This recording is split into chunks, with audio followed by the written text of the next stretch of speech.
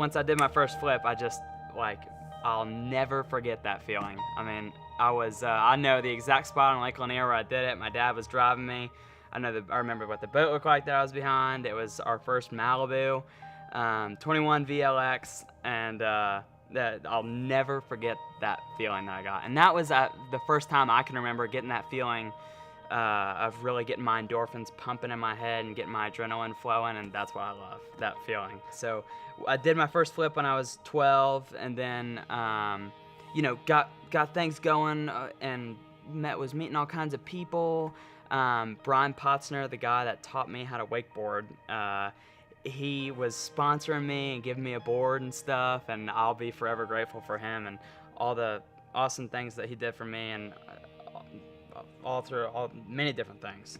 And my life I was on top of the world when I was right before I turned 13. I mean, I had everything going for me, and then I was dying to get this thing called a mountain board.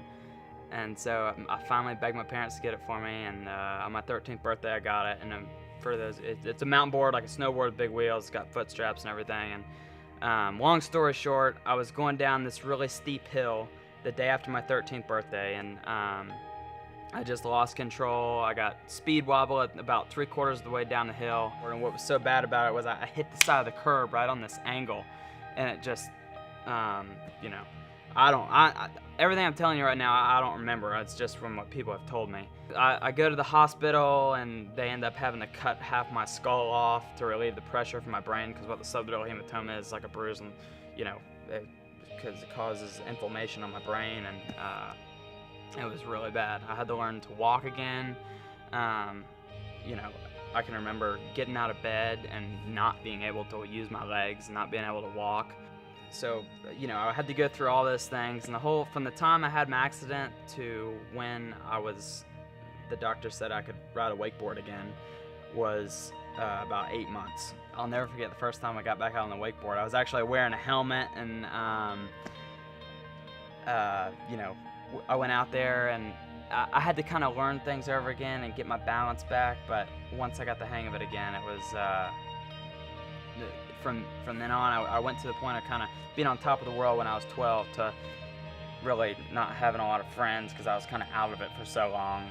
And I got this dream that I wanted to be a pro wakeboarder, and wanted to be, all I cared about was being really good at something, because you're talking to somebody who's been going to the doctor a couple times a week for the last 8 months, and who, everybody said would never be able to do anything again. And, I was blessed with my life back, and nobody ever thought I'd be able to do anything again. I was told I'd never be able to do anything again, but I did.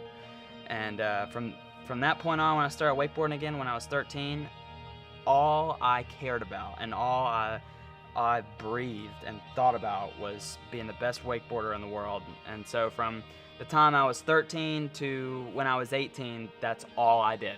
After that whole experience, I decided that I kind of wanted something a little bit different for myself, because I saw that there was more in this world for me than just competing in wakeboarding.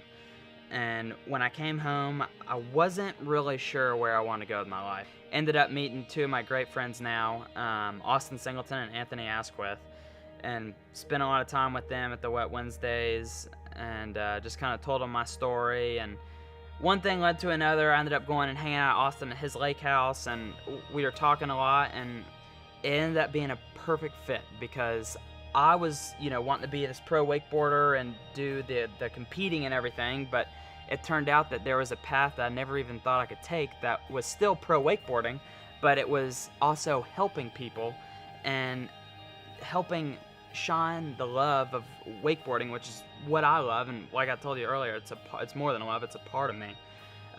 But I found a path and was offered a path that I could learn more and continue my learning and actually make a living at wakeboarding, and still get to do what I love, and also be able to help others have the times that I've had, and teach others to have the times that I've had. I can't say enough good words about the people who run this company and all the things that they've done for me. I'll be forever grateful. They're family to me, and I really didn't know where I was going until I met up with this company, and they've given me incredible opportunities and have taught me so much and put so much time into me. and really taught me just so much. And like I said, I'll be forever grateful for it. But a big thing, I love all the people that I meet. When I take them out and teach them how to wakeboard and they come in the store, they don't have a lot of confidence. They're not really sure where they want to go, but they learn to wakeboard and get up for the first time and do something that they said, I can't do this. But they go out and do something that they said they couldn't do, and they do it, and they conquer that. And that goes far beyond wakeboarding. That teaches them that they can do whatever they want in life, and that you can do whatever you want in life, and that's what I believe.